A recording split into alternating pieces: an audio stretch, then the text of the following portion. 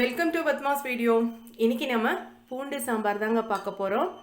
சிம்பிளாக சீக்கிரமாக செஞ்சிடலாம், ரொம்ப டேஸ்ட்டாக இருக்கும். இட்லி தோசைக்கெலாம் சூப்பராக இருக்கும். வாங்க எப்படி செய்யலான்னு பார்க்கலாம். அதுக்கு முன்னாடி புதுசாக பார்க்குறவங்க ப்ளீஸ் சப்ஸ்கிரைப் பண்ண மறந்துடாதீங்க. பூண்டு சாம்பார் செய்கிறதுக்கு ஃபஸ்ட்டு நம்ம பருப்பு வேக வச்சுக்கணும். நான் பாசி பருப்பை 100 கிராம் எடுத்து மஞ்சத்தூள் போட்டு வேக வச்சுருக்கேன். குக்கரில் தான் வேக வச்சேன். பூண்டு சாம்பாருங்கிறதுனால பூண்டு எடுத்துக்கணும். நான் பெரிய பூண்டாக இருந்ததுனால 10 பூண்டு எடுத்திருக்கேன். கொஞ்சம் சின்ன சைஸில் இருந்தால் நீங்கள் 15 பூண்டு எடுத்துக்கலாம். அந்த பூண்டை 2ஆக நறுக்கிட்டு தட்டி வச்சுருக்கேன்.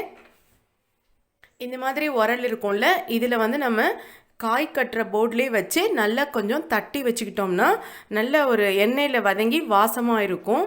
நீங்கள் முழுசாக போடக்கூடாது. இப்போ ஒரு கடாய் வச்சுட்டு அதில் எண்ணெய் ஊற்றிக்கணும். ஒரு 2 டேபிள் ஸ்பூன் ஊற்றிக்கலாம். எண்ணெய் காஞ்சதும் கடுகு, சீரகம் இது ரெண்டுத்தையும் நம்ம தாளிச்சிக்கலாம்.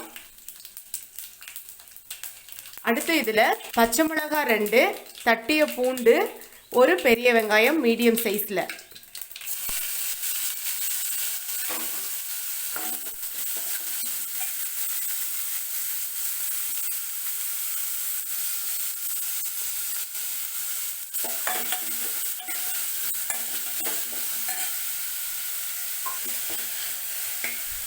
நீங்கள் பச்சை மிளகா காரத்துக்கு ஏற்ற மாதிரி கூட சேர்த்துக்கலாம். நான் 2 பச்சை மிளகா தான் சேர்த்துருக்கேன்.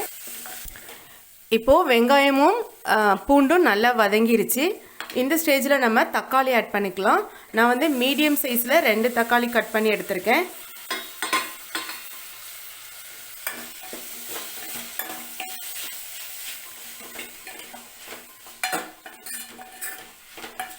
உப்பு ஆட் பண்ணிக்கலாம். தக்காளி கொஞ்சம் சீக்கிரமாக வதங்கிரும்.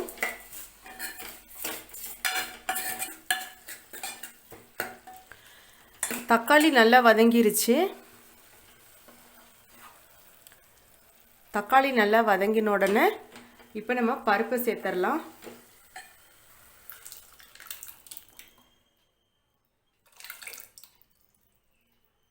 பருப்பை சேர்த்தோன்னே கருவேப்பிலை, கொத்தமல்லி போட்டுக்கலாம். கொஞ்சம் பெருங்காயத்தூள்,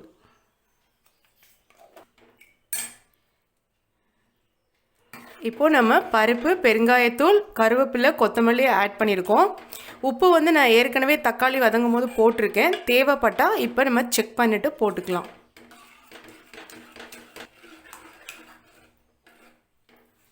இப்போ குழம்பு திக்காக இருக்குது. கொஞ்சம் தண்ணி ஆட் பண்ணி கொதிக்க விடணும். ஒரு 5 நிமிஷம் கொதிச்சா போதும். இப்போது நம்ம தட்டு போட்டு மூடி வச்சிடலாம். அடுப்பை ஒரு மீடியம் ஃப்ளேமில் வச்சுக்கோங்க. ஒரு 5 நிமிஷம் கொதிக்கட்டும். அதுக்கு அடுத்து என்ன சேர்க்கலான்னு பார்க்கலாம்.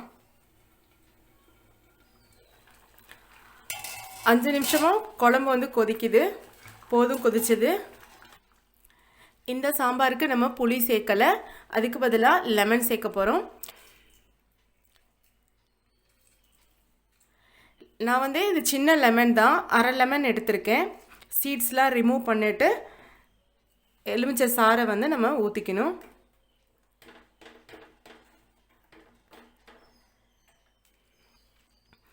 சூப்பராக ரெடி ஆயிடுச்சுங்க நம்மளுடைய பூண்டு சாம்பார். இது இட்லி தோசைக்கு ரொம்ப டேஸ்ட்டாக இருக்கும். ட்ரை பண்ணி பாருங்கள். உங்களுக்கு இந்த வீடியோ பிடிச்சிருந்துச்சுன்னா லைக் பண்ணுங்கள், ஷேர் பண்ணுங்கள், கமெண்ட் பண்ணுங்கள். புதுசாக பார்க்குறவங்க ப்ளீஸ் சப்ஸ்கிரைப் பண்ணி என்னோடய சேனலை சப்போர்ட் பண்ணுங்கள். தேங்க்ஸ் ஃபார் வாட்சிங்.